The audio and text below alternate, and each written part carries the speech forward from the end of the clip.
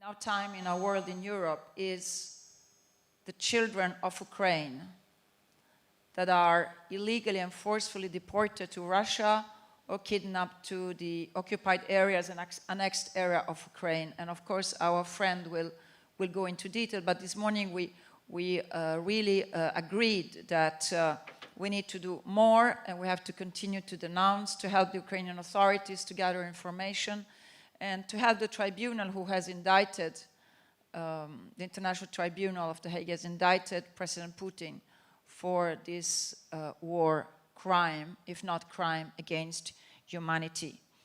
We have also talked a lot about the need to continue to adapt, to adjust, to look ways to use innovation, to digital revolution, the artificial intelligence, the technological advance, put on us a responsibility to constantly try to do better and to look at ways to protect and empower children online, and to look at the new forms of crimes, from cyberbullying to grooming, the hybrid crimes, the pornography crimes, and all the other crimes that are related to the missing. We have to do more to work with the schools and with the families. It was absolutely great because our fantastic, beautiful theater here in the heart of Rome was full of kids, girls and boys from the schools, and we were interacting with them, and it is for them and with them that we are here.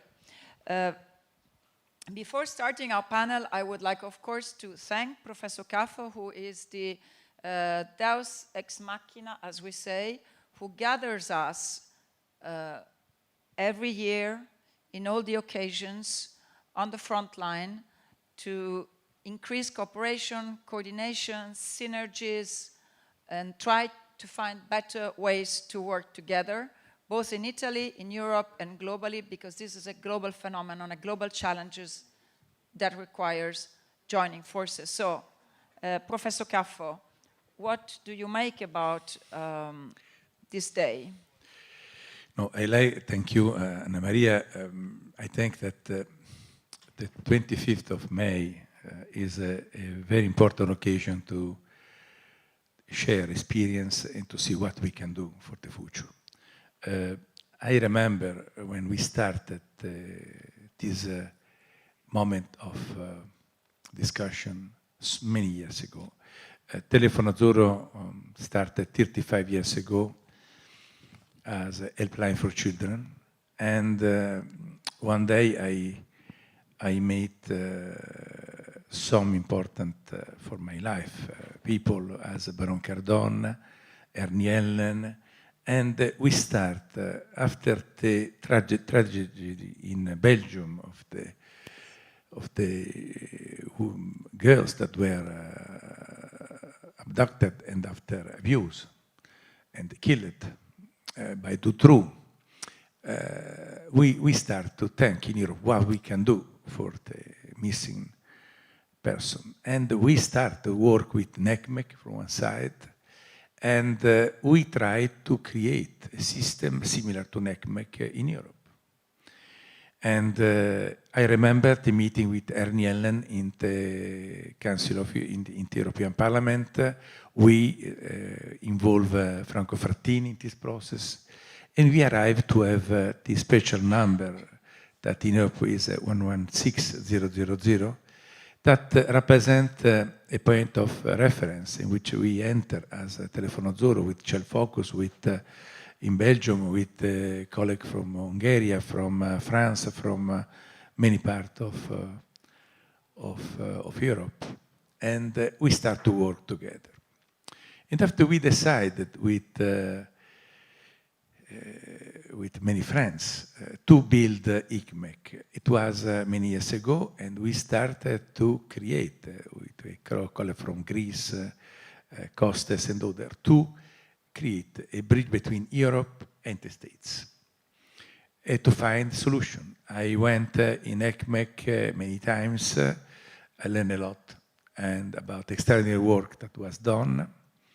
And we will have this afternoon for us, and this morning for our colleagues in the States, the champions of this organization Guillermo Galarza, that represents a person that trained so many police people all over the world, to in Italy, about the model of intervention in missing children. And we have NECMEC with us, that is a partner in many activities too, now that we try to work together in the area of the digital protection of children. That is, as you say, the next step. We know that the children are sometimes missing internet and they are not protected. We have to work more and more to intervene very early and in more efficient way to protect them. What is crucial and what I learned into here, that we have to work together, NGOs with institutions and with the companies. We will have with us in a few minutes the representative of Meta, that is a partner too for ICMEC and NECMEC in many ways, as other companies that are working with us to see what can be, in the technology point of view, possible for the future of the protection of children. And I think that it's important that every day we have many children that are missing. And this absolutely, with the number, don't give the sense of the sufferance of so many people every day that is out of any protection system that we can have. And this happened in Europe, and this happened in Italy, and this happened all over the world. And many of the children, after enter into the system controlled by criminality, child pornography, child prostitution, exploitation in different way, child labor, children that are taken for be victim of war, as happened now in Ukraine, the children are taken away from their family and community to taken away. This is an incredible number of children. And I think we have to speak out and to say this is impossible to accept. We have to work more together. And this is what we try to do in our country. But we need more and more energy. And I think that is the reason we try today to support this process. And I think now that we can ask to Guillermo to start and to speak out about what ICMEC is doing, because in this case we are at home, because I am member of ICMEC from many years. I don't remember how many. And from last Tuesday, Anna Maria is member of ICMEC, of the board of director of ICMEC, and very proud about this. And we will have, and Guillermo will be with us in October in Milan. The 6th of October, we have this big conference in Milan about missing children and exploited children in Milan, and we will have the assembly of ICMEC, and we are very proud that Italy will be the host country to do this. But I think it's your role as chairman to give the floor to Guillermo, Anna Maria. Yes, thank you. And I would like to say that we have a very prominent panel. We also have Costanza Andreini, who is the public policy manager of Meta.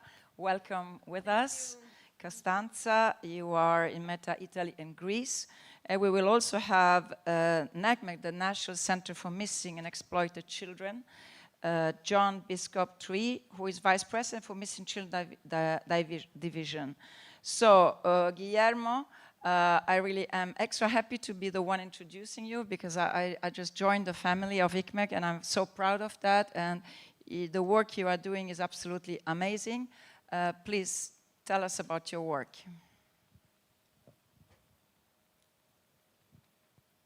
For 10 minutes maximum, please.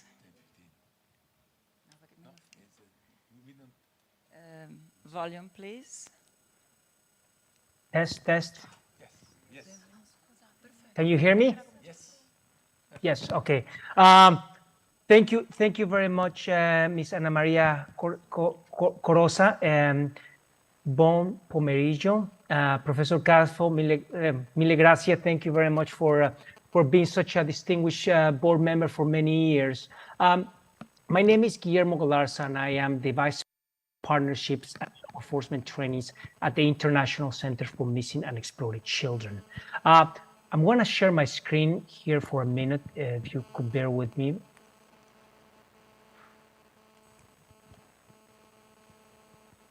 Okay, if you can see the presentation here. So today we're going to talk for the next 10 minutes about International Missing Children Days. And this is a day that is being celebrated all over the world. In fact, in the United States, we honored yesterday, May 24, as a National Missing Children Day, because it is very important to not just honor the frontline officers, investigators, investigating and protecting children all over the world, but also to commemorate the families and the victims that are missing every day in the United States and all over the world. Some of the issues that we touch at the International Center for Missing and Exploited Children, we touch related issues to missing and exploited children, child sexual abuse material, trata or trafficking of missing children. We also manage and work on issues related to commercial child sexual abuse, grooming online, which is an issue that is constantly raising all over the world because that leads to sextortion. And as you may know, sextortion is a leading cause right now of child suicides at home because of the grooming and sextortion that leads, unfortunately, to a lot of the suicide as well. The reality is that there are over 1 million children that are reported missing every year all over the world. And there are millions more that are unaccounted, that are reported missing. This is a serious issue because a lot of times we have lack of data. We don't understand the phenomenon of missing children all over the world. These are real victims, and with the growth of technology, children are online on their mobile devices all the time. These children are real victims. And when you add in the online child sexual exploitation, we're dealing with millions of images circulating the internet at any given time. And these are real victims. Never lose the fact that every time that someone shares an image distributed, that child is getting re-victimized over and over and over. So we are in a race against time to find these victims, remove their images of the internet before another child sex offender tries to find them. My name's Cor. I want to show this video because I think prevention and education is a key component. I hope you can hear this video. If you can't, please let me know or put it on the message. And my apologies, it's in English. I'm 11 and a half. My mom bought me a karaoke machine for Christmas because I love to sing and dance. I want to be famous. I want to go on tour and travel the world. But my dreams might be over. Today I went missing. Most people won't take grieving mother seriously until 2 or 3 days after the child's disappearance. By that time, it's too late. By the time you decide to start looking, I might be halfway across the country, maybe even the world. Next month, I'll be in every magazine, website, and newspaper you read. But in 6 months, I'll just be a fading picture. And in a year, I won't even remember my name. My name's Cor. That's short for Corinne. I'm 11 and a half years old, and I'm a future sex slave. I wanted to put this video because it's very important to address prevention and education, and we have to reach out to the children at all levels, not just at the family level, but also at the schools. That's where they spend most of the time at home. The video also talked about the importance of pictures, and that is really important because, and I'm sure that maybe perhaps Mr. John Bishop is going to talk about the importance of the posters and the flyers that they distribute. 1 in 6 children are recovered because someone has seen the flyer of a missing child. So when we look at the abuse, most of the abuse that occurs on the online child sexual exploitation occurs at home, occurs by someone that is close to the child. either a family member, either an uncle, a brother, a sibling, someone that has close authority to the child. When we think about the offenders, who are the offenders? It could really be anyone. And this is your wall of shame of some of the recent offenders. But usually you will see, one of the things that you will see in this image is that most of them are males, because that's what it is. In the online child sexual exploitation world, you're going to see that most of the offenders are male offenders. 99.9% are male sex offenders. There has been cases that there have been female assisted offenses, but most of the times they're going to be male sex offenders. So when we look at missing children, what do we do? What do we do at the International Center to manage international missing children, and especially on today? We have a global missing children network, and that is a network that is composed of about 30 countries that they're able to upload pictures of missing children and distribute them anywhere in their country, but also internationally. We partner with not just law enforcement, but also non-governmental organizations. We understand that law enforcement cannot do all the work. This is where we believe that public-private partnerships are crucial to the work that we do. And I'm very glad that Meta is here on the round table, because Meta is one of our partners, along with all the industry partners. We disseminate Amber Alerts through sub-platforms like Meta and others. I also think that the need to have legislation is crucial, especially when there's lack of definition of what is missing children. There's also lack of legislation when it comes to online child sexual abuse. At the International Center for Missing and Exploited Children, we launched a global review to review 196 countries to see where they're in the terms of national legislation. That national review was launched in 2006, when only back then 5 countries met the criteria. Moving to now to 2023, a lot of countries, I think about 90% of countries, have increased their legislation, but there's also more need to continue to increase and have legislation. Amber Alerts, we also help countries implement Amber Alerts by developing trainings and also helping them execute model guides, so law enforcement can actually understand how and when to release Amber Alerts as well. And to the right, you were going to see some of the statistics annually of how many children are reported missing in some of these countries. I believe that these are unreported. I believe that there's many more cases that are reported missing. It's just that the lack of awareness from the parents of not having to or not reporting these cases to law enforcement. When we look at the children in harm, these are really, when a child becomes missing, a child can be a victim of child sexual exploitation and or trafficking, or including prostitution. This leads to illegal risk of employment as well. We have seen it in many cases that these children that are unfortunately victims of runaway can end up in places like brothels. Criminal activities as well. Many cases might be lead to victims, but also the own children can be the perpetrators as well. And of course, all the victims have been taken this, regardless that you have a case of a missing child, this has to be serious enough for law enforcement to work on the cases. Law enforcement should act upon it, no matter if it's a child that is missing as a runaway, or a family abduction, or a stranger abductions, because this can always and will always lead to some sort of exploitation, and there's also always risk or physical violence, either by the perpetrator or by the victim as well. So the challenge is, how do we protect children from online child sexual exploitation? How do we prevent victimization? But also on the exploitation side, how do we prevent child sex offenders to use technologies with intention of abusing children? And if you ask me, these are the same 3 questions we asked ourselves 20 years ago, and we still ask ourselves the same questions. And the answer is one answer: prevention, education, and make sure that the children are aware of the dangers of the internet as well.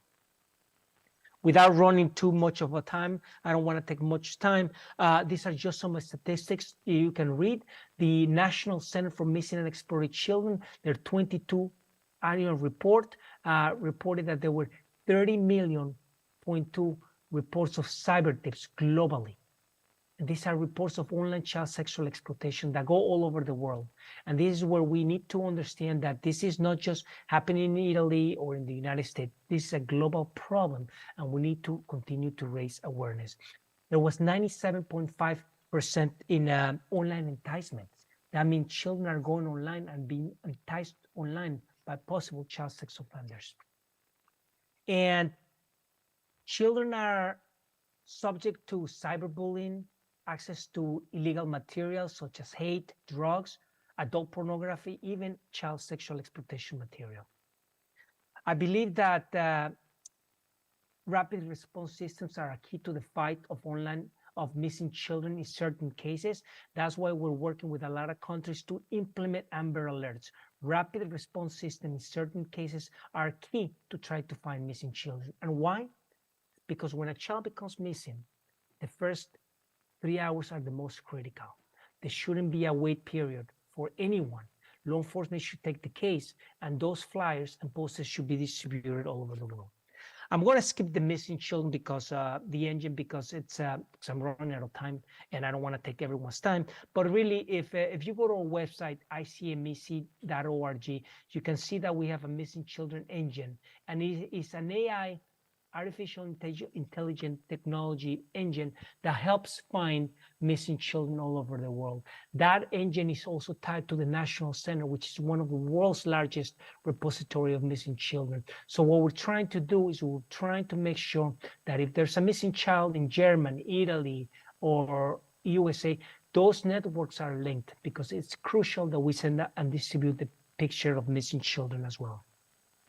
I wanted just to close out by saying that technology is crucial to the fight of missing children and prevent child sexual exploitation. Training at all levels, law enforcement, academia, NGOs, is crucial as well, because their criminals are always going to be a step ahead. And we do international trainings all over the world. I think research is also important, and there's a lack of research statistics globally, and this is why we need to educate ourselves better on how, as a country, we can create a model national response and embed the creation of research and data collection. That enables us to understand how big and the magnitude of the problem might be. Here you can see that Italy does have excellent legislation when it comes to child sexual exploitation. There's definition, there's national legislation, even simple possession is criminalized. So how do we do here? We need to educate our policymakers that there's legislation in place. So with that, my last slide is going to really focus on the need to develop gap assessments. As we are growing into this year and next year, I believe that there's a lot of countries, they have huge gaps in their national legislations. So if we focus a specific gap assessment to identify what's broken, we may be able to develop strategic approaches to develop prevention, investigations, and assistance to the victims. And that's something that we are actually doing at ICMEC as well. And of course, partnerships are crucial. We can't do our work alone. Law enforcement, industry, and NGOs are the key component to the fight of online child sexual exploitation. I believe we can make the safe world safer for children. And I want to thank you, Dr. Caffo. Thank you so much for the invitation, Telephone Azur, and everyone that's here in this panel. I believe, I think we can make great stride into the area of child protection. Thank you, Miss. Thank you very much. Grazie mille. Thank you, Guillermo. I would like to follow up, if I may.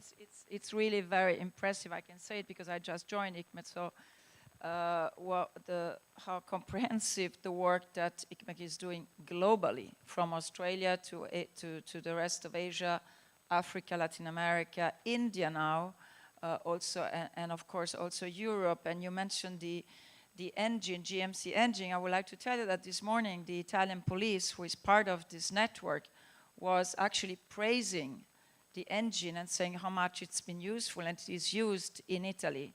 And I understand this engine allowed, there are more or less 32 agencies that are connected to it, correct me if I'm wrong, and more than 5,000 kids have been saved.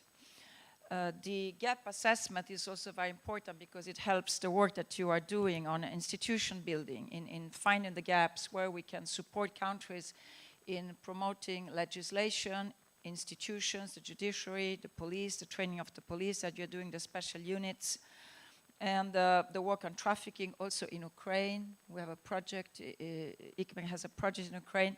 I wanted to ask you if you wanted to say a few words also on the financial coalition, you know, the money work, the amazing work that has been done with MasterCard, because as we are talking about organized crime, often the missing children end up in organized crimes network where tracking the money is really crucial. Do you want to say a few words about that, Guillermo?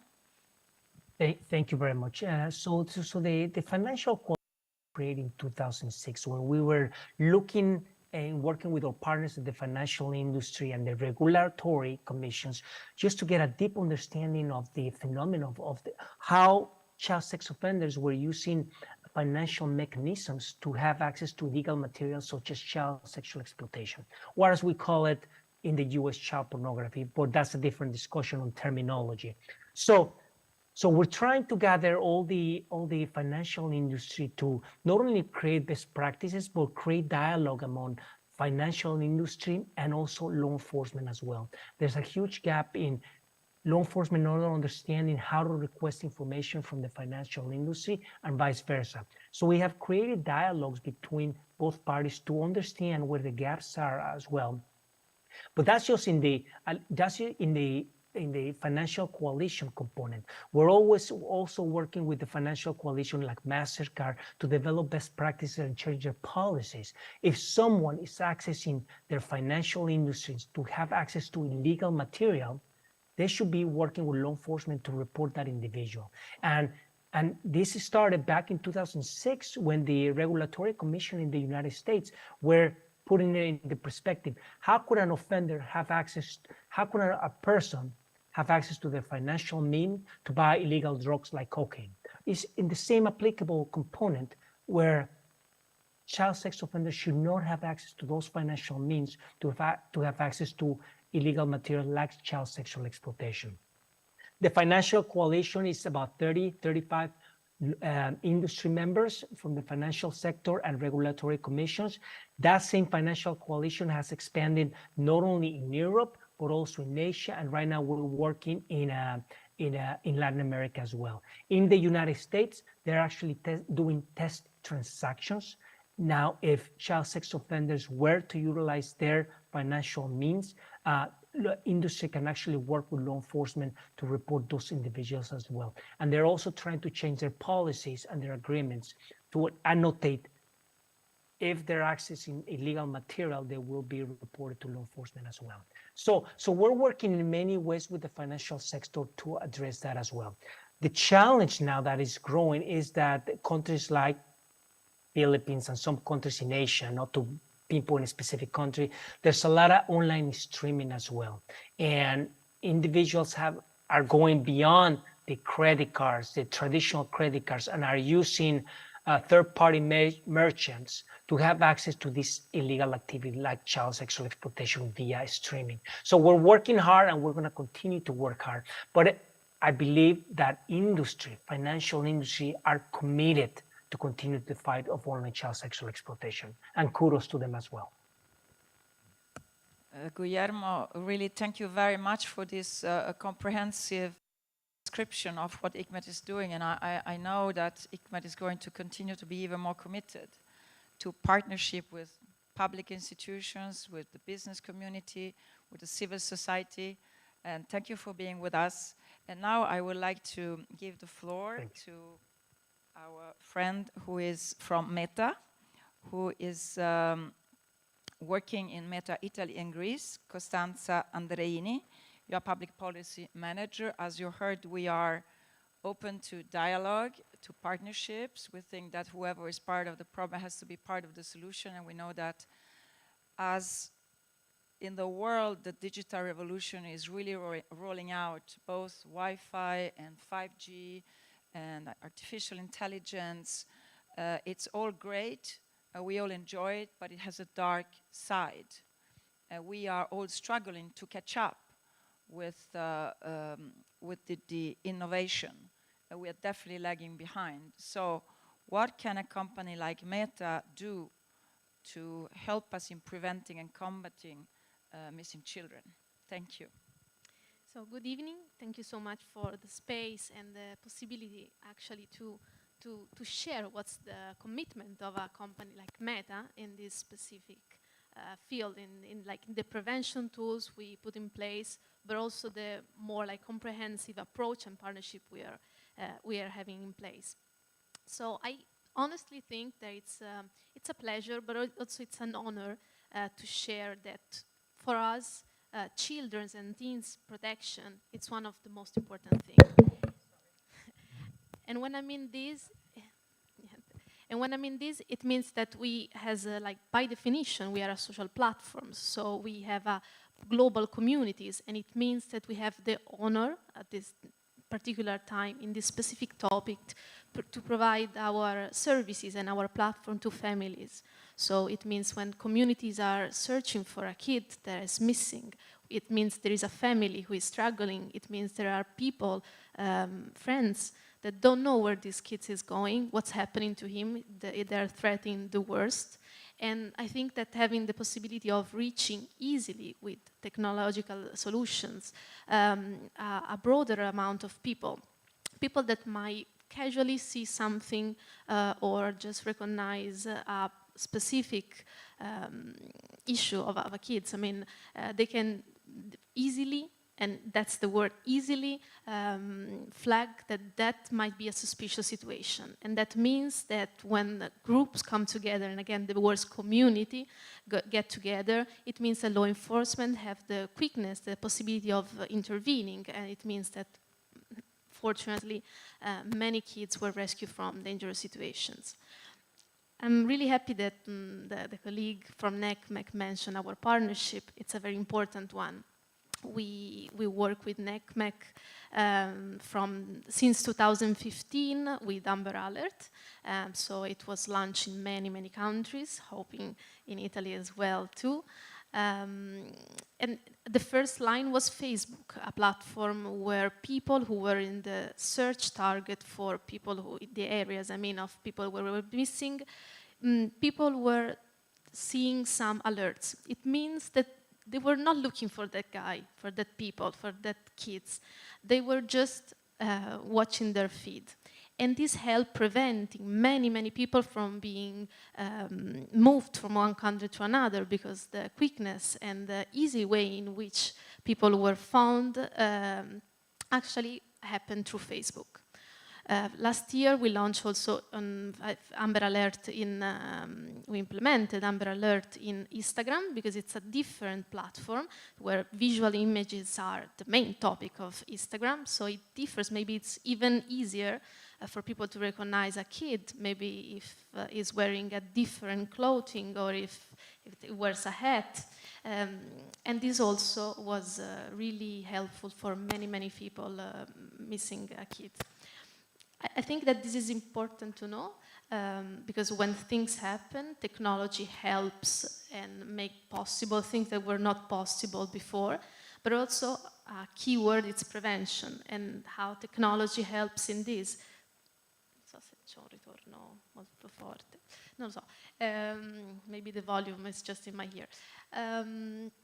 So that's why we develop a series of tools, prevention tools, to help children and teens, to understand what's happening online. And then the dark side of the web, it's a world full of opportunities, of exploration. It's so important. We know how important it is to be connected with communities, but it also has to be understood in these dynamics, specific dynamics, and the repercussion it has in the real world.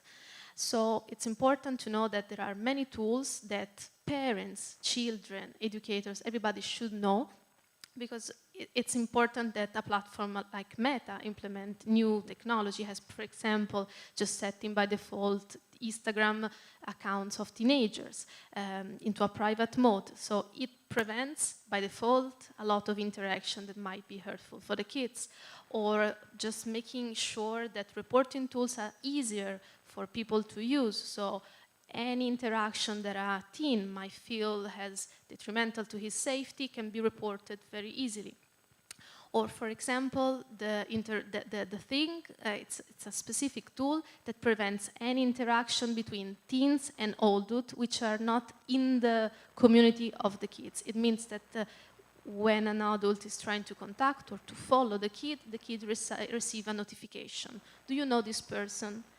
Are you sure that this person is the one you think he is?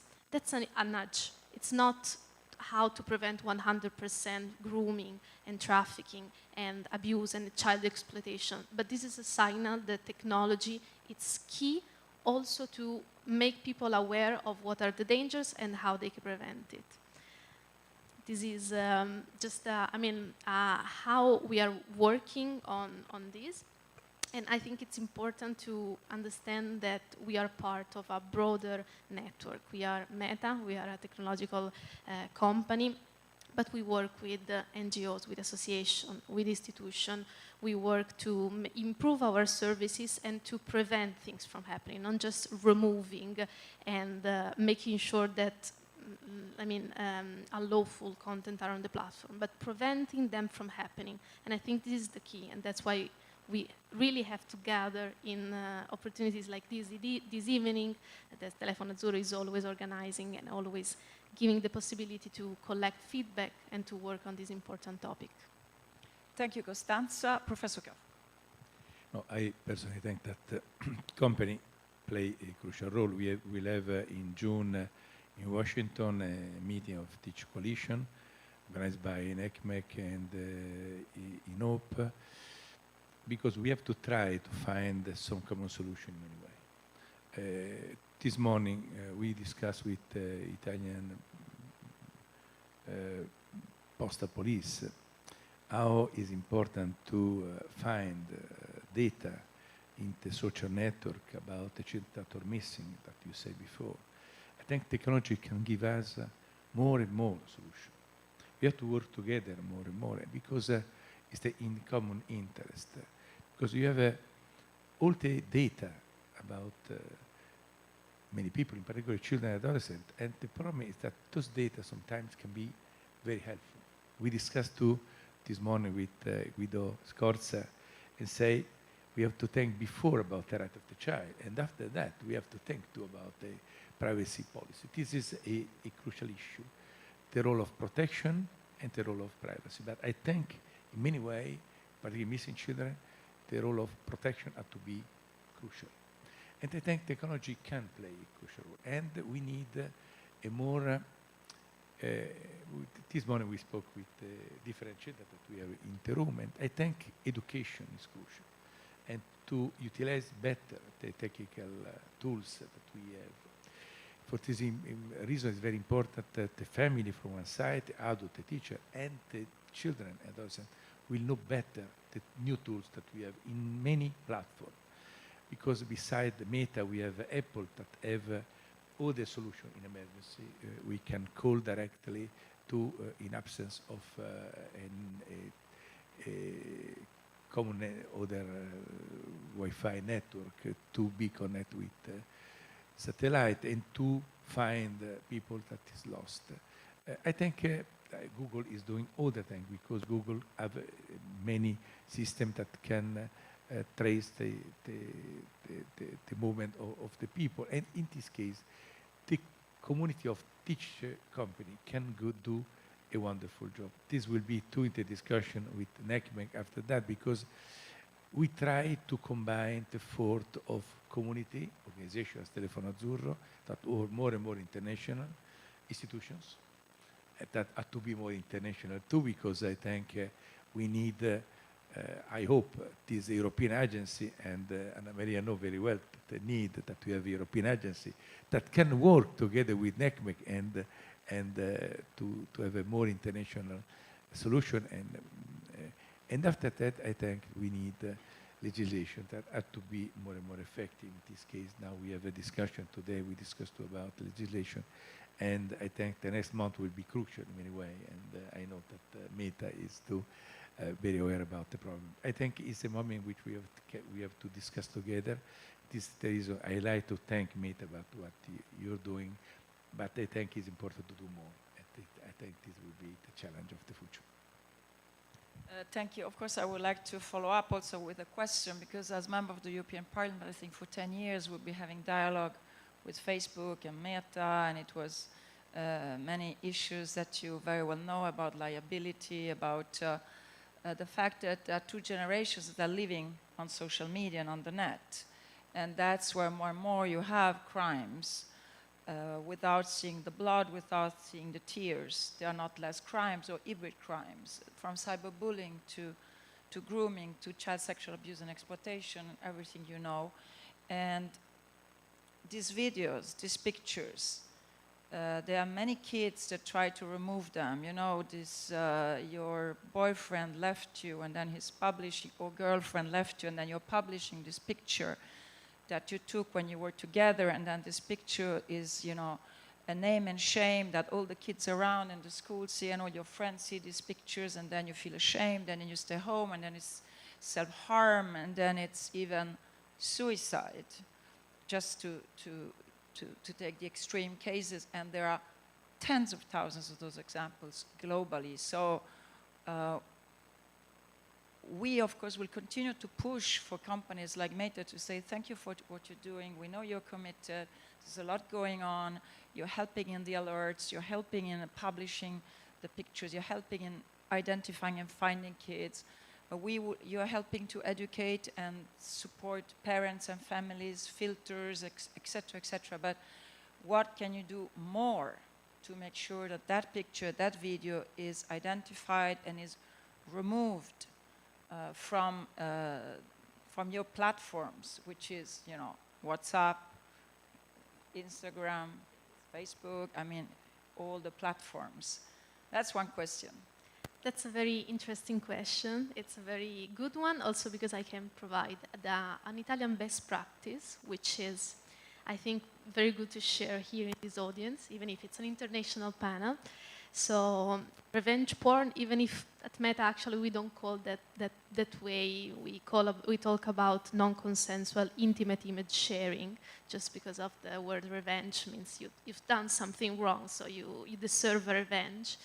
And so it's a very, very sensitive topic. So we've launched in 2018 a pilot called NCII pilot in Italy. And the idea was that we have many tools, as you mentioned. Once a picture, an intimate image is already on our platform, we are able, with AI, with machine learnings, with people like working on safety, to remove it very quickly. But the damage is already there, because the people are seeing the picture, the victim is there, is ashamed, and is probably being re-victimized.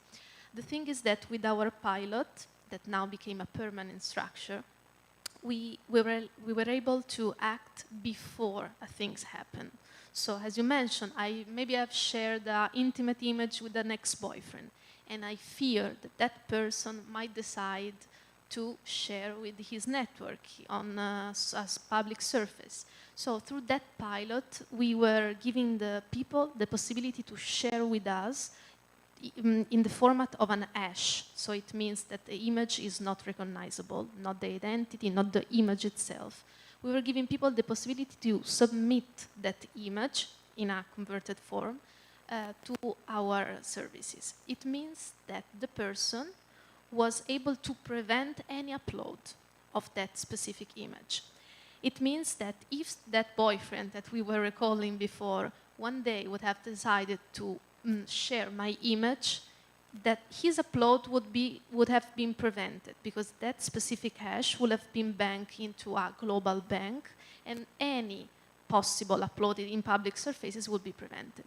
That's something that is groundbreaking, actually, because it's what means prevention, not just acting after the damage is done and the victim has become a victim. This pilot became a tool, there are two tools, one for adults, because as you know, it's very different when we are talking about intimate image of kids or intimate image of adults. So there is a global platform called Stop NCII, where people can submit those images to an hash. Let's remember this, to an hash. And the prevention is done because through a global data bank of hashes, those images will not be shared. The same thing happened these years with Take It Down, which is a platform for kids, for generally, as you mentioned, those are auto-generated images. So kids, they don't know what they are doing. They think it's an interesting thing. It's sexy. Unfortunately, it's like this because there is a lack of understanding of the real consequences of a simple, let's say simple act. And so it's the same thing. Any parents or kids of teens, normally we talk about teens, that feels that their image might be shared, they can use our tools to submit that images and to prevent any upload.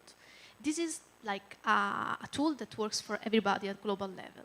Then we work with institutions with specific channels, and with Telefono Azzurro, for example, is helping us with the kids' specific channel, because we think that there is the need of special expertise when we are talking about grooming, about child sexual images, because of the consequences for the family as well. When a parents understand what's happening, the parents might be mad, might be scared, might be threatened, might be terrorized that what's going to happen to my kid. And that's why, again, technology, so tools like the one I was presenting are key, are important, and they help so much. But education and dialogue and making people understand what this specific act of sharing an image, not just submitting my image, but sharing with a crowd of people that don't know that person, how it might affect people's lives. And I think this is the key thing that we have to do. Thank you, Costanza. Absolutely. It's very great that you had the opportunity to tell us about these new ways of preventing harm. My question is, as you know, there are younger and younger kids online that we all know, and on social media. And as you say, they're not all aware of the consequences. Maybe you look for a job 20 years later, and they go back to your Facebook profile and see things that can undermine your possibility to get that job, but you would never have thought about it when you were 10. So how do you reach out to kids how do they know that they have this possibility to share these images with you under the form of hash so that they will not be uploaded?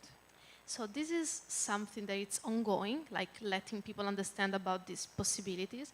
But these tools, these technological tools, are grounded on the experience of our partners. So it means that the pilot that I mentioned, 2018, grew and became something permanent with specific NGOs because of the experience and the feedback that we gather from the association that were part of this pilot.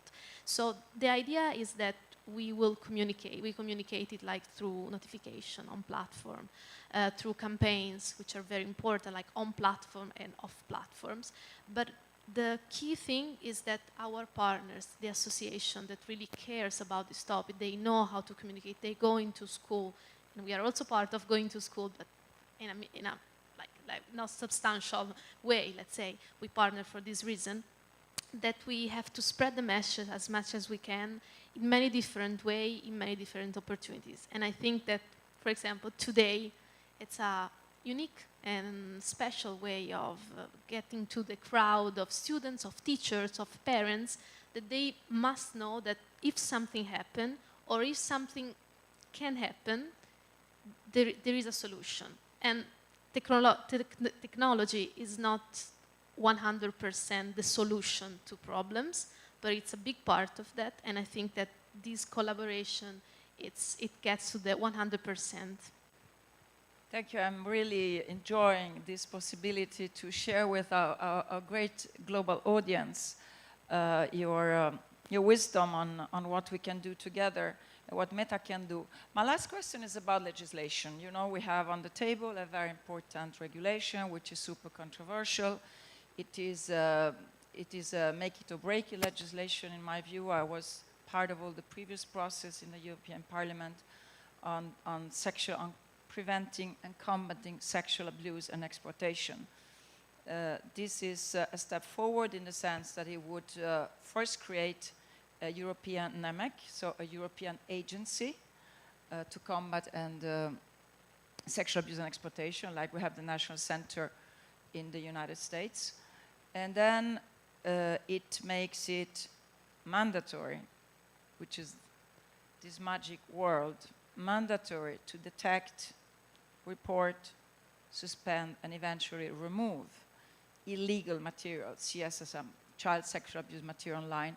And you know, from my point of view, if it's illegal, if it's a crime, what's the big deal to remove it? It's like if you say, you know, if someone is murdered in the streets or beaten up and you see the blood, of course, you know, something is done or should be done in our democracies at least to take care about the person and to prosecute the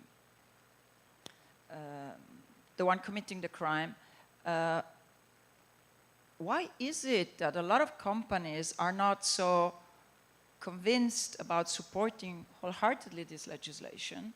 Why is it that we are still talking about freedom, security, and privacy like if they were one against the other, while we know that technology allows us to, today we celebrate the 5th year of the GDPR, General Data Protection Regulation, the adoption of the General Protection Regulation. How is it that we have to still talk about, oh, because of privacy, we cannot protect children. Because of privacy, we cannot fight crime online, when we know that technology, you know it better than we do, that technology allows us both. Why do we have to put one fundamental right, which is children's rights, which are human rights, because children are right holders, against their freedom and their privacy? Easy question. Easy question. You read my mind. In 1 minute. In 1 minute, yes. For sure, yeah. You can take, I take my responsibility. I made a big question, so take your time. So the question is clearly, as you were saying, very, very complex in terms of the approach, in terms of all the balances that we are trying to explain. I think that we agree on the fact that privacy is not separated from safety, that we shouldn't see this value as one against the other. Absolutely. And as I was, probably was the beginning of my speech, the safety of most vulnerable users, and they are not users, I said it on purpose, like children and teens, it's a key priority for the company. It means that if there is an abuse on our platform, it's a problem for us as well. It's a problem because our users, our people, the people of our community will be in danger. So I think that the conversation is going on both at like national level and especially in Brussels.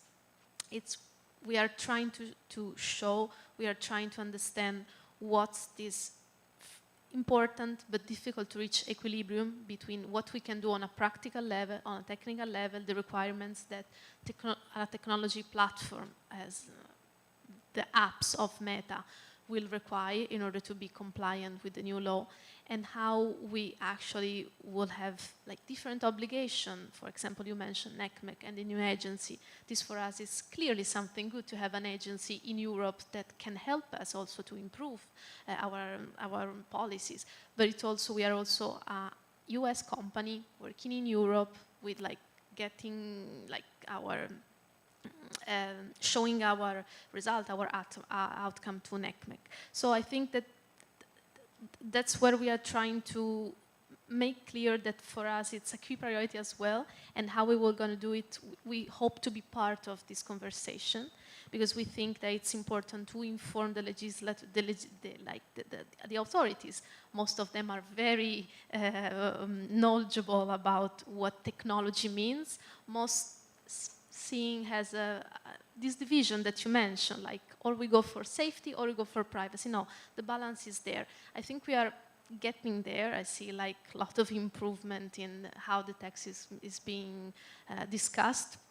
I really think that for us it's important to show that when we're talking about child safety, we are talking about preventing anything from happening.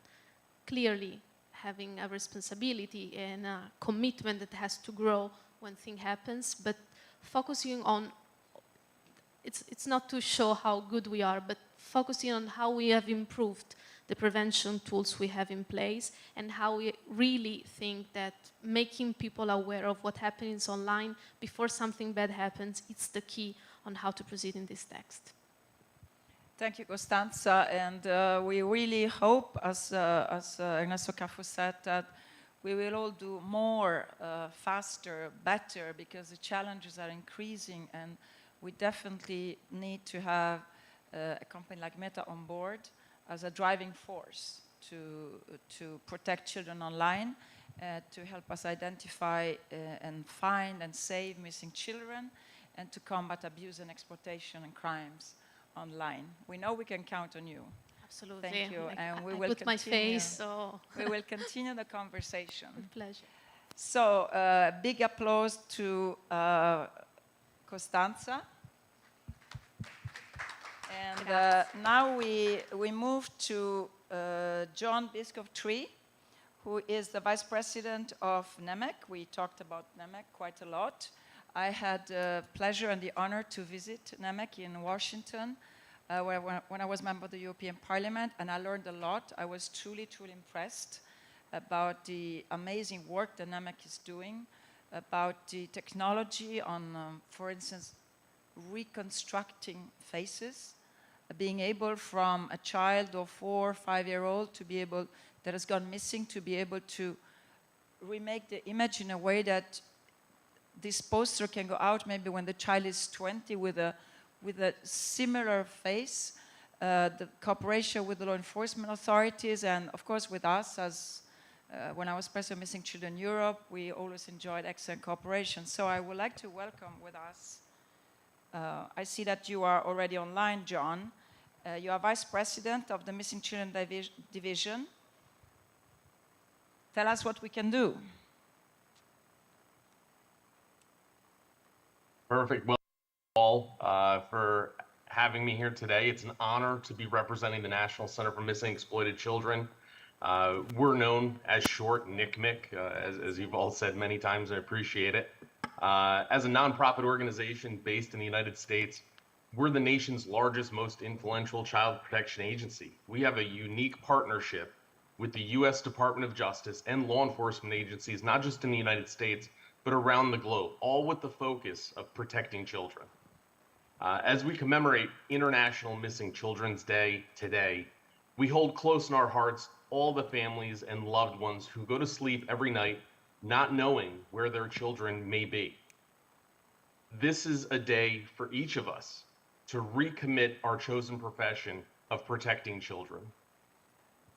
This is also an opportunity to celebrate those missing children who have come home safely. Today, I'd like to share with you some exciting progress we're making in the search for missing children by harnessing the power of social media and DNA and forensic genealogy. Since we opened our doors in 1984, we've assisted in the recovery of more than 400,000 missing children. Last year alone, the NCMEC assisted law enforcement, families, child welfare agencies with more than 27,000 new missing child cases. As all of you know, this can be difficult and heartbreaking, but the knowledge that children do come home continually motivates everyone involved in this line of work. Everyone at NCMEC was inspired when we received word that Melissa Highsmith, who was abducted as an infant in Fort Worth, Texas by someone posing as her babysitter, was finally located. She was missing for 51 years. This past September, we received an anonymous tip regarding a possible sighting of Melissa in Charleston, South Carolina. The tipster had seen an age-progressed image created by NCMEC of what Melissa might look like at the age of 50 years old. While this tip didn't pan out, it did provide us with an opportunity to breathe new life into the search for Melissa. We shared her story of abduction on social media, which was picked up by media outlets across the country and even around the world. In recent years, innovative genetic companies have made emerging breakthroughs in DNA databases, and they've continued to grow as the public yearns to learn more about their past. The publicity from Melissa's story energized the long-searching family to try again, to try and submit a DNA sample to yet another DNA company. And while the tip kickstarted Melissa's case, back in the news, back in the media, it was the new DNA technology that ultimately resolved her case. After 51 long years of searching, Melissa was reunited with her ecstatic family. They celebrated their first Christmas together this past December. It's a difficult journey, and there's a great deal of relationship building still to take place, but we'll be there to support them every step of the way. And Melissa is just one of the long-term missing child cases that's been resolved as a result of the intersection of social media and DNA testing. More than 20 years ago, a little boy was found deceased near a cemetery in Atlanta, Georgia, in the suburbs. No one knew his name. There was no missing child report matching his description. Then in July of 2022, he finally received justice, and most importantly, he got his name back. William Deshaun Hamilton. William's mother, who never reported him missing, was ultimately charged with his unfortunate murder. William's babysitter from 20 years ago, now living in North Carolina, has always wondered what happened to that beautiful, artistic little boy whose mother suddenly stopped bringing him to her home. She was online one day and recognized William from an updated facial reconstruction that our team created here at NCMEC. This tenacious woman called us with answers to the questions that eluded everyone for more than 2 decades. Our media team is using social media to help find missing children every single day. With so many of us connected via social media and with the public eager to help, we've seen successes in the recovery of endangered children who have run away from home. These highly vulnerable youth, many of whom are in the care of child welfare social services. These cases comprise more than 90% of the missing children reported to NCMEC last year. And we know these children face many risks, including homelessness, gang involvement, and even child sex trafficking. But they're frequently unnoticed by society. But we have to remember they're missing children too, and they need our attention, they need our help. Thankfully, with the help of social media and the public, we're helping bring more of them home today than ever before. Just a few months ago, a 14-year-old missing girl from the state of Arkansas was recognized by an ordinary person going about their ordinary day. It was in a public library in Tampa, Florida, nearly 1,600 kilometers away from Arkansas, when this person thought a young girl sitting at a table by herself was the missing child they had seen featured on social media.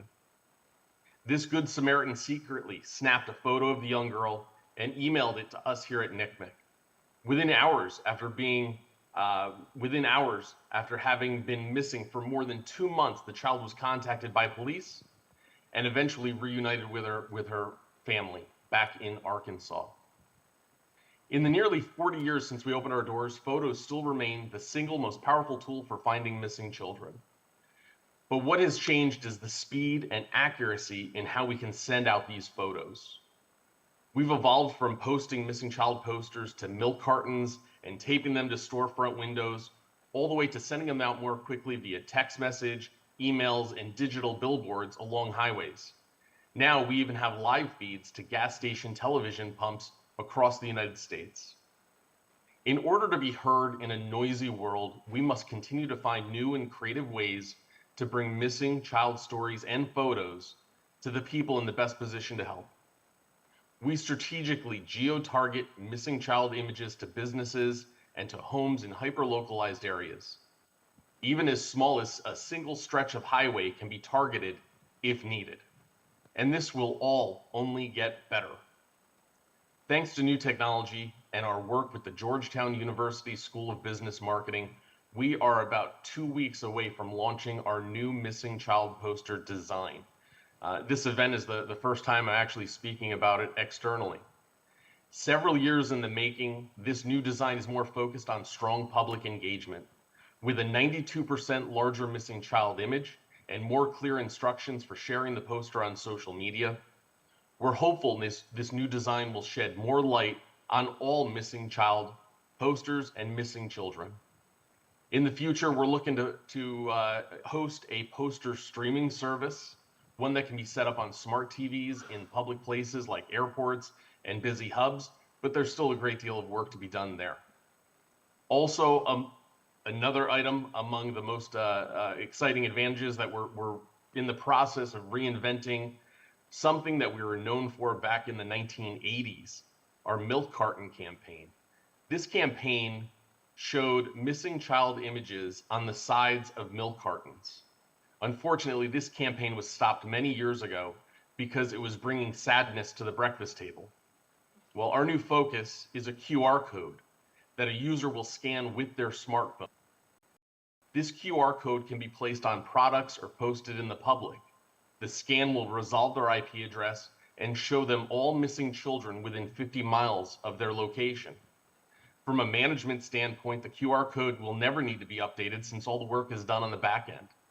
Every single scan of the exact same QR code will show you missing children from your area in real time, no matter where you're standing. If you purchase a bottle of water in the Tampa airport and scan it, you'll receive children who are missing 50 miles from Tampa, Florida. You fly to New York City, step off the plane, scan the exact same QR code, you'll receive children who are missing from New York City.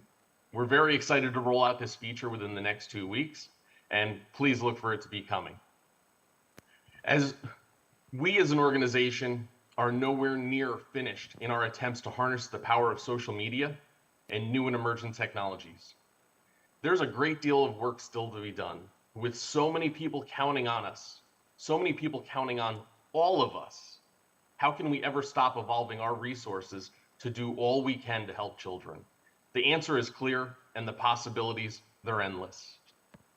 So thank you all for being a champion for children, and thank you for recognizing that your presence here today sends an incredibly powerful message to the families of missing children that they are not alone, and their children are not forgotten. We will all continue to search. We will all continue to advocate, and we will never give up hope on finding all these children. So I thank you again, and thank you for your time today. Thank you for having us. Thank you, John. Thank you for your commitment, for sharing with us the stories and the technologies that you are using in NEMEC, and for reminding us that the victims are, today we think about the victims, which are the kids and their families and those that are longing for those missing, and every child saved is a family saved. I wanted to ask you, as NEMEC has so much experience and so much knowledge, and the phenomenon is global, and NEMEC is part of so many global networks as we Protect Global Alliance and many others. Would you like to share with us some of your views on, in countries where there is maybe less institutional capability or less awareness or less capability than what maybe NEMEC has developed, how would you roll out where would you start? What would you do? Where would you put your strategy and your funding and your experience and knowledge to get it right, up and running? So easy question. I know. As we, there are no borders on the internet, right? And it's something that's been discussed over and over. This is a global problem impacting children from all over the world. And it's collaborative efforts like this. It's coordinating through the government officials, through nonprofit organizations, through private sector, in the right working groups. We as an organization, we do not know everything. We're well aware of that. But we have friends, we have colleagues who do know a great deal more about specific issues, like our friends at Meta and many other social media companies that we do work with. And we'd love to collaborate with our nonprofit colleagues from around the world, because that's the only way we're going to get ahead on this, on the issue of child endangerment, and take better strides in child protection. We just recently, many of you are aware, John Sheehan does a lot of our international work. He was promoted into an international coordination role for the National Center. We see that as a great stride for us as an organization, and just a wonderful foot forward to continue the fight that we've all been working on for so many years. It comes to collaboration and just working together in the countries who are still designing and developing their resources. It takes all of us to bring them up to the level where we need them to be to protect all children. Thank you so much. Really, cooperation, collaboration, partnership, exchange. We definitely look forward to continue to work with you and NAMEC. Thank you for what you're doing. Thank you. And now, after having heard these, let's say, three giants, I would like to move to what is maybe the biggest problem of our time concerning children that go missing and that are at risk of exploitation and abuse. And it is the war in Ukraine, the children that have been forced to move and left the country. We were together with Ernesto and others. I was with Missing Children Europe at the time, with the anti-trafficking coordinator of the European Union, the European Parliament, and others, the presidency of the European Union.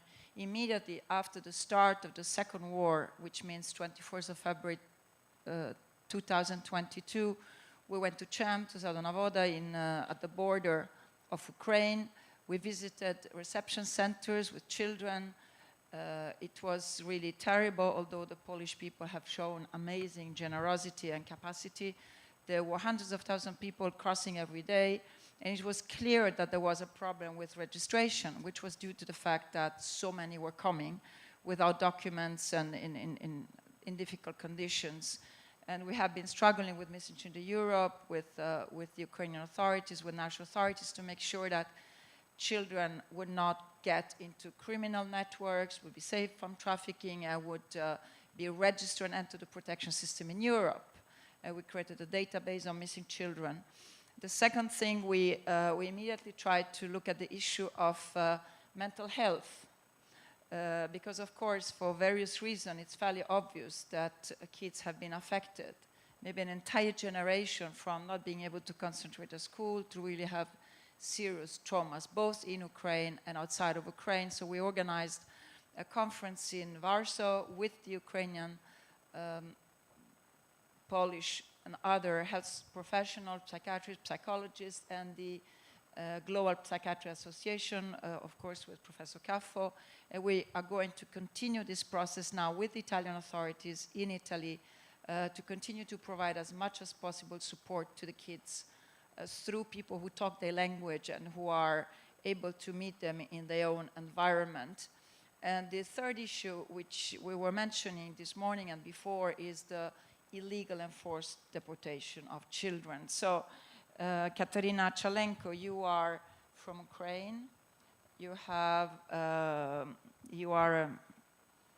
a freedom fighter, a hero here in Italy. We're glad to have you with us in Tenere for Azzurro. You're a volunteer.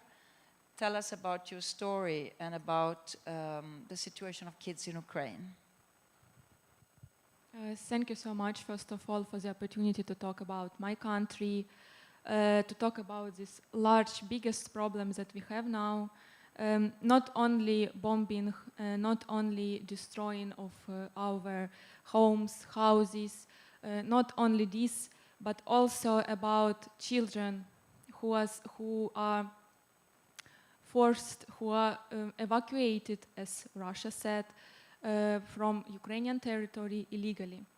So I want to explain, first of all, a little bit about myself. I studied in university and worked in University of Mariupol. Please, can you share presentation?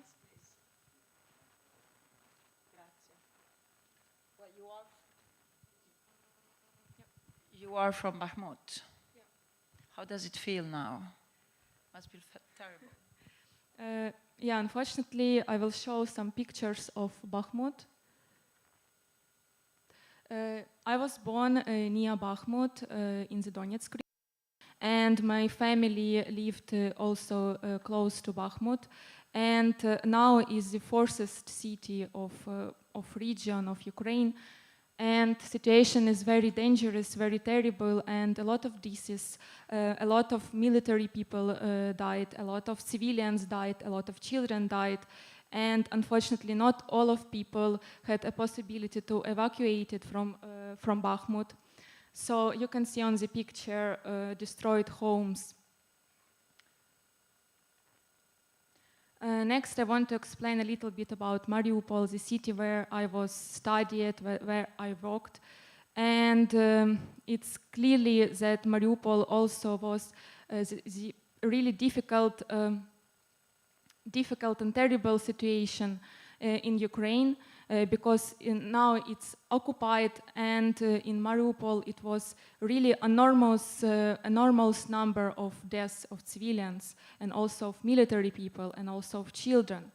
So people didn't have a possibility to evacuate. Borders was closed of the city, and situation was really, really terrible because people didn't have food, didn't have clean water, didn't have anything to protect themselves, medicines. So also people died not just because of bombing, but also because they were hungry, like they were suffering. And you can see also drama theater that is like culture center of Mariupol. And I remember this place. I walked there with my friends. And now you can see the consequences of Russia bombing drama theater of Ukraine, of Mariupol.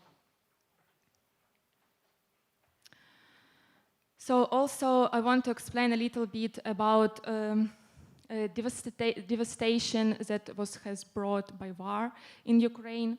We have really enormous number of destroyed villages, of destroyed cities, and it's like even little cities, big cities, and a lot of these of civilians, a lot of these of children.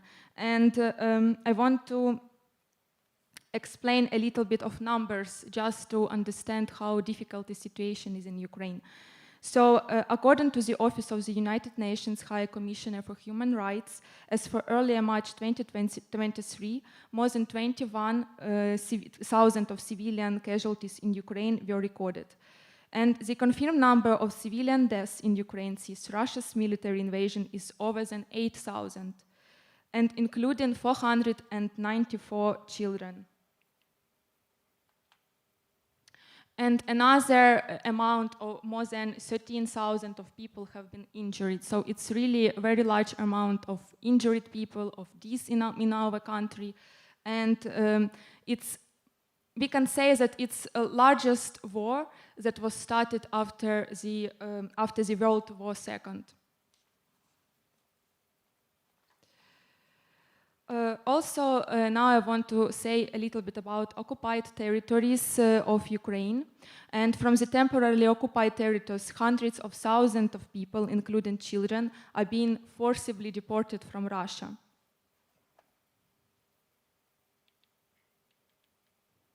Sorry for this technical stuff. According to the National Information Bureau of Ukraine, there are currently more than 90,000 of Ukrainian children deported to Russia or taken to the occupied territories. So it's really a big problem because now Ukrainian government haven't any possibility to get these children back, and we don't know any information about them, we don't know any data about them, and even the amount of these children could be even higher because any possibility to check this information. So this is a list of names compiled from statements by parents, but by local authorities, by volunteers. So as I said before, this amount could be really, really higher and really, really dangerous. In addition, there are more than 4,000 orphans and children deprived of parental care in the temporarily occupied territories and in Russia who may be illegally displaced them to those territories. And children are transferred to the territory of the Russia Federation after their parents are killed, or even they were taken of alive parents. Also it's a big problem because now Russia starting an adaptation process of these children, even if those parents are alive in Ukraine. They are placed in the boarding schools, guardianship is established over them, and in the future they plan to implement the adoption procedure. And also I want to explain several stories that now is really start to be public about deportation of Ukrainian children. So one of the story is happened in occupied Donetsk. 9 siblings, sisters and brothers were separated and sent to the different cities of Russia, Kursk, Rostov and also Moscow region. So they had an opportunity to be together, but in the end, Russian Federation put these children together in the local family that now taking care of them. And this is the case, what is happening in this war. So even if you have, for example, sisters and brothers and you are deported, you haven't any possibility to stay together. They are separated, they are sent into different families, and it's no chance maybe that you will find your sister or brothers, your siblings back. And also another story about the family, about father and 3 children that were separated in Mariupol when they were trying to go the border of Mariupol city, and father was arrested in the border of Mariupol in the filtration camp, because as you know, Russia doing like filtration camps to check all information about you, and then they're deciding if you will be arrested or maybe you can move forward, maybe you can travel to another country, but unfortunately this man was arrested and he was in prison. And these 3 children were sent into the Russian territory. So father didn't know what's going on with his children, but likely oldest one had a possibility to call to Ukraine and to explain what's happening, explain all the situation. So local authorities of Ukraine, government of Ukraine really helped in this situation, and father was free and had a possibility to travel to Russia to take his children back. So now this family is in one of the European countries, and they are safe, likely, and it's really good, really good end of the story. But we don't know for sure. It's one of the stories that happened, and a lot of stories that unfortunately ended tragically. So according to the National Resistance Center, since the beginning of the year, 75,000 of children have been examined in Donetsk region, and 39,000 were taken to Russia as a result. So now they are doing some kind of examination on children to check those health, and this could be a reason to take these children to the Russian territory. So it's like strategy to displace, to evacuate, as they said, these children to the Russian territory. And also in the Lugansk region, 94,000 were examined, and 66,000 were diagnosed with pathology and then taken away. So now, like, we don't know what's going on with these children, and maybe they are on the way to be adopted by Russian families without any legal background for this. So in March 2023, the International Criminal Court issued a warrant for Russian President Vladimir Putin and Children's Commissioner Maria Lvova-Belova that doing this process of deportation of Ukrainian children. And by the way, also Maria Lvova-Belova, she adopted a guy from Mariupol, a boy, without any legal ground for this. So for sure, Ukraine will fight for our children. Ukraine will win this war because children is our future, and we really need to take care of this and take our children back. Thank you so much for your attention.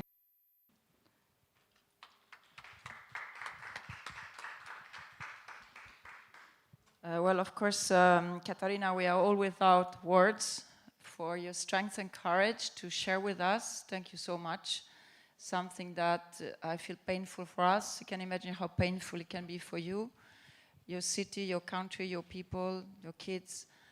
We have been, in our way, as active as possible to actually start putting it on the table the last autumn when no one wanted to talk about it, and then there was a Yale report that came out at the beginning of the year, and then some of the kids were saved thanks to heroic NGOs from Ukraine, and then you could put the picture together. As you described, there has been a process of adoption that is ongoing, of Russification, of forced re-education, according to what they are saying. Taking away the Ukrainian passport, giving a Russian passport, not being able to speak Ukrainian, being forced to sing the Russian national song, and there has been encouragement by the ombudsperson and the Russian authorities. This is coming from the top.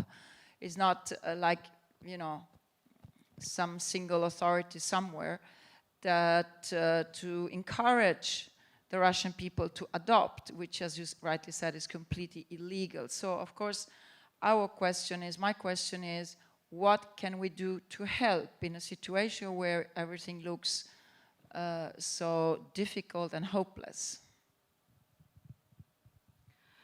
For sure, it's need to be providing a large kind of large number of work, because still we don't know like full amount of children who were deported to the Russian Federation, and also it's a big problem because they will be already integrated in Russian society. So they will lost those time in those native country. So for sure, some procedures should be provided to check the possibility to protect these children, Ukrainian children, to be displaced to Russian territory in active hostility zone. For example, as Donetsk region, Lugansk region, Zaporizhia as well, Dnipro. This territory is very, very dangerous now because still a lot of families with a lot of children are there, and they are in a risk to be deported to Russia. So first of all, it will be really helpful to check the possibility, to check the data, how we can protect these families from really dangerous zone, dangerous regions. Thank you, and I think that Telefono Azzurro and ICMET, and we will very much continue to support the Ukrainian people to recover their children, their families, to unite them with their families, to address the mental health problems that kids might have and have related to the war, and to make sure that those that are in our countries in Europe can have the protection and the integration they deserve, and the possibility to go back to their country when the possibility will be there. This is really heartfelt, with all our heart, Ernesto. No, I know Caterina from a long time, and I feel sometimes very, very astonished for the fact that she's so energetic to build a strategy to face the problem. And when I invite Caterina at this meeting, I was not aware about the presentation. After she sent me the presentation, it was so effective. And she made this because Caterina lives in a small town near Salerno, but she's so passionate about, so energetic about this fight. And we like to support her in different way, because this is the future of Ukraine, to think about the new generation, because the problem of the children is that we can lose the new generation of Ukrainian children. If not, we lose a country. And this is what in many parts of the world happens when we have a occupancy. The people that arrive will take the children out. You will see this in many parts of the world, and this I was involved many years ago in the area of Argentinian children that was taken from the family, and we were connected with the Mujer of Plaza de Maggio, in which we have so many children that was taken out and given in adoption outside. And the story of adoption outside happened in Canada. It happened in many parts. In my side, I have two members of the Pontifical Commission, Children's Rights, and I know that in the story we have many children that were in orphanage, was given away, not with the interest in the child, for the child, but because adoption in many ways is a market, and many children are given. After the children lose their identity, lose their story, and we have to protect them about this in this process. And in this case, we have to be very active, and we consider what the tribunal in Haia did absolutely very important, to consider every action as this as a criminal action. And I think Putin did a very criminal act.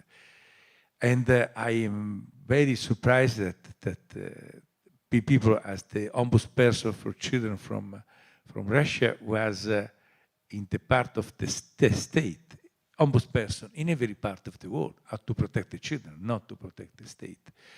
The policy of the state that is a very sad situation. But I think we have to do more.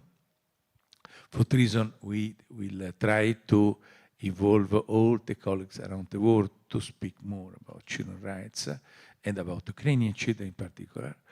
And this was the reason I invited Caterina here to give, and this morning we spoke about. Because we know that this area is so crucial for us. And when I went with Anna Maria and with other friends in Poland, and we see in the border so many children, and I see we have to do more. And this was the reason Telefono Azzurro tried to do more, and we support the policy at the Italian level to integrate the action that is done by the government with the Ukrainian community to do more, because we change the law. We try to combine the right of the child with the Italian law. But I think we have to do more, because sometimes when we have a war, nobody likes to speak about human being, in particular children, or invisible. I think we have to do action to promote this kind of action, and this had to be done together. We did this as ICMEC, and with NECMEC, we, in the first hour of the invasion from Russia, we tried to find a way to support the children that were lost around Europe. I think in this case, technology can be helpful, but we need people behind that consider the children so crucial in this strategy. Missing children are a huge problem, I think. And today we had this experience to see so many many committed people, but with number also high. And for this reason, we have to work together to combine our effort together to achieve our goal. I think what we are doing is important, but we have to do more all together. Thank you, Caterina. Thank you very much. And thank you. Yeah, I wanted to add also that, as you said, is correct. Like we shouldn't just fight in a military way to protect our borders, but also fight for civilians' lives. Also fight for our children, because without our children, it's like no future of Ukraine, no future of our nation, no future of our country. So it's important, yes, not just protect children in our country, but also take them back from when they were illegally deported from Russian territory, take them back to those family, take them back to those country. So this is really painful, very painful situation. This is very painful point, but we need to do a lot of job to protect our children, to protect our civilians, and to protect our country as well. thank you, Caterina. I'd like to say that we have a great ally, which is the Intergroup of Children's Rights of the European Parliament, where we have a number of real child rights champions who are also totally committed to make the voice heard. on children of Ukraine. I would like to say, Ernesto, that this was an amazing day where, despite the fact that, as we draw to a conclusion, before I give the last words to you, we have this terrible situation where the number of children that go missing and therefore risk or are abused and exploited is increasing globally. We talk about 1 million per year. Let's never forget the tragedy of those figures. We have these extreme cases of missing children which are unthinkable in our time, in our world, but they exist. Deportation of children exists in our time, in our world. But we also heard today, I think, extremely good experiences of children that have been saved, of technology that is used in a way that speeds up the process, that makes it more efficient. We heard both how the Italian authorities are really cooperating much, much better and more efficient than they were used to do. I was quite impressed actually by this morning. Everyone was represented, the law enforcement, the government, the parliament, the justice system. We heard how effective our friends in the United States are with NEMEC and how much they have developed really capabilities that can share throughout the world. How ICMET is really impressively covering so many new grounds with search engines and from search engines to training to building capacity. And we are in Europe, we like to be, of course, standard setters. We are working on this groundbreaking regulation to make sure that we can also really address the issue of child sexual abuse material online and detect it and remove it. So I see both sun and clouds in this process, but if I can really summarize what everyone said, what everyone wished was to work more together, to share, to exchange practices, to learn from each other, to network, to cooperate, and we really see that you cannot make it alone, that you need to join forces. And everyone said thank you to Ernesto because you are pulling the strings, both in Italy but not only in Italy, and helping this networking to be action-oriented, pragmatic, concrete, and focused on walking the talk and save children. Ernesto, the last words are to you. I just would like to say before that unaccompanied foreign minors are really one of the key focus that we heard the entire day, need extra attention because the number of unaccompanied minors is growing, because it's difficult to identify their age, because they are younger and younger, those coming without parents, without tutors, and because they are more vulnerable than others. And that's definitely something we will need to look together even more, how to protect them and integrate them in our societies. Ernesto. Thank you, Anna Maria. I like only to say something about what we can do more concretely in the next months. I think we have one important point in the agenda we have to put in the agenda the 6th of October, where we have this ICMEC meeting in which we like to have NECMEC with us. We have the European Commission, and because it's the moment in which we have the discussion about the regulatory system of Europe about exam. I think it's the moment in which we try to support the idea that we have to work together better at European level. 2, because we have the election in the next year, and all the political parties have to be more engaged about children's rights, and missing children is a big issue. And 2, they have to declare the engagement about Ukrainian children. This, for me, is very important that the next election, all the party will be involved to protect the children of Ukraine. On the other side, I think we need more collaboration at European level and internationally with the company, because they do more activity now than in the past, but we have to push, and they say we have to collaborate, means we have to work with them and to ask them what we can do more. And this is what we have done, for example, during the occupation from Russia, and we involve all the companies, Thorn and others, about this issue, and we know that technology can do a lot of, give a lot of answer. In the other side, I think too that the institution in every country have to work more actively together. And now I like to say something that can be critical. Because when I started to organize this Missing Children Day, my idea was that this Missing Children Day had to be organized by the government. And we are still, 2023, still is Telefono Azzurro to promote this kind of meetings. I think the institution and the parliament that are behind us, because the Senate and the Chamber support these events as the Minister of Interior. But I think that this is more and more an institutional issue.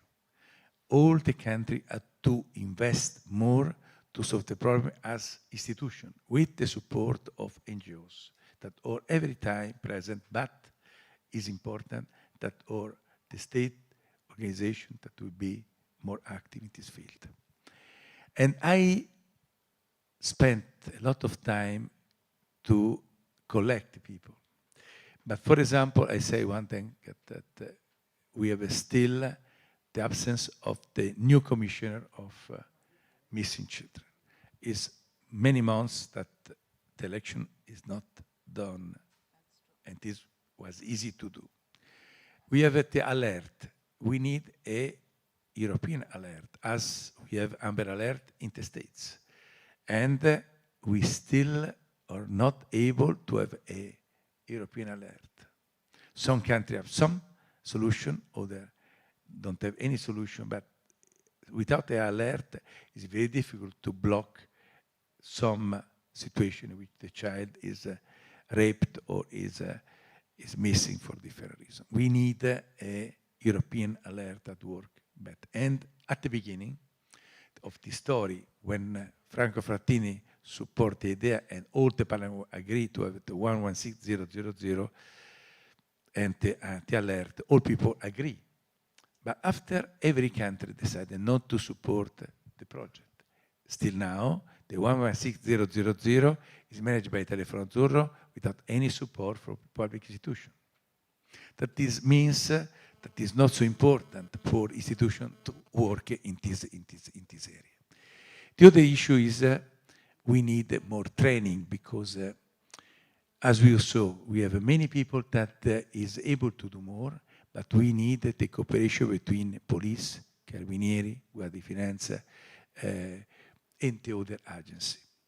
Because it's not enough a number, as we say. It's necessary a network of people that have the same strategy. And this had to be done in every country. And this, for example, a lack of intervention that I see in Ukraine. I see a lot of engagement, but the system of care in Ukraine is not enough adequate. And I say this to Ukrainian institutions, because we have to work more to invest resources for the quality of care of the fragile people, in particular the children. The other issue is mental health, because we spoke not so much about mental health, but the exploitation and the situation to be missing create many, many critical issues.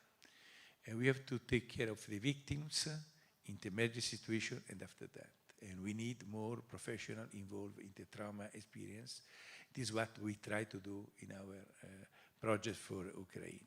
But it's not only Ukraine, it's in all parts of Europe. We have children that are in serious difficulty. And if we like to prevent children that run away from home, we have to find solution of care that have to be more important. For the reason, Anna Maria, I think that we today have an important result, but we have to do more. For the reason, we have to work together with the friend of ICMEC and ECMEC and Missing Children Europe and others to arrive in October with this important meeting, which we like to convene all the more important people that we know. From the company, from institution, we like to have all people on board, Anna Maria. And this had to be our goal, because I think it's important to speak out about the missing children, because we have so many children, 200,000 children that are lost every year in Europe is a huge number. And some children are very young. Some children are, and many of them we don't have any, we don't know nothing about, as we don't know nothing about the children that are in Russia. It is unacceptable. For that reason, we have to do more. This is our mission, to work together with all people that was with us today, and to people that was in the audience today. But I think it's a big challenge that we have to face together. So we do have a mission. Thank you, Ernesto. Thank you to Telefono Azzurro. I would like to thank all the staff and the team of Telefono Azzurro who have been really amazing as usual, organizing everything and fixing everything. Of course, I would like to thank our dear speakers and the audience, everyone that has been joining us, listening to us.